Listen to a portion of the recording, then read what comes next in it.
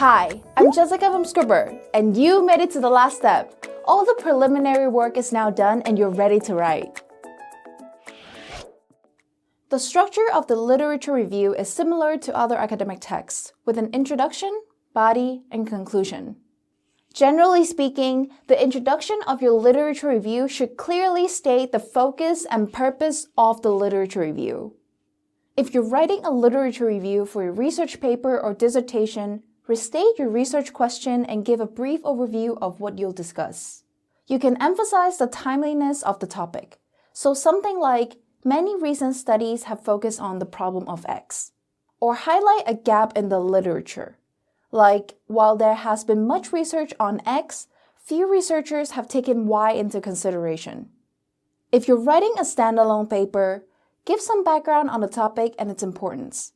Discuss the scope of the literature you will review. For example, the time period of your sources, and state your objective. What new insight will you draw from the literature?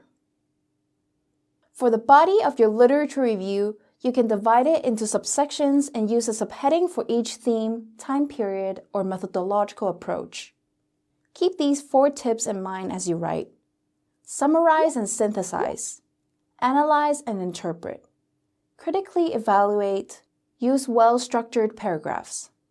I'll show you how to use these 4 tips with an example paragraph. Feel free to pause if you need more time to read through it. Tip number 1. Summarize and synthesize the information. Summarizing means giving an overview of the main points of a source, but it's also important to synthesize. That means combining several sources to make an overall point, showing the similarities and differences between them.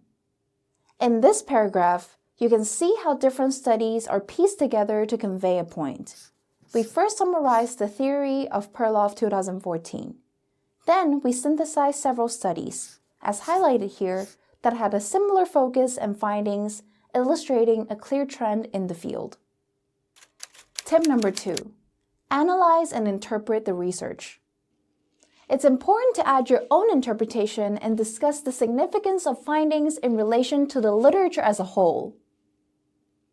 From this sentence, we analyzed several studies and concluded that the visual and interactive aspects of social media are the most important factor in body image issues. Tip number 3. Critically evaluate your sources to identify and discuss strengths and weaknesses. Take a look at this sentence. This is a critical evaluation of the literature. You contributed your own opinion on how new technology is changing the role of media in body image. Tip number 4. Write in well-structured paragraphs. To make sure your sentences and paragraphs are cohesive, use transitions and topic sentences to draw connections, comparisons, and contrasts. If you need help with writing topic sentences, check out this video. Finally, for the conclusion, sum up the main takeaway of your literature review. If it's a part of your dissertation, here you should clearly show how your research addresses gaps and contributes new knowledge. If it's a standalone paper, you can summarize the major findings and implications of the literature and make suggestions for future research. Now for the final tip. Before you go ahead and submit your paper, make sure to proofread and revise it. Apart from typos, you should also pay attention to overuse of passive voice, repetitive phrasing, informal and subjective language, and much more. Boom! Sounds scary? Don't worry, Scribbr has a team of academic editors who can proofread your literature review for you. Click here. Best of luck on your journey to write a good literature review. Make sure to drop a like and subscribe. Thanks for watching, and I'll see you soon.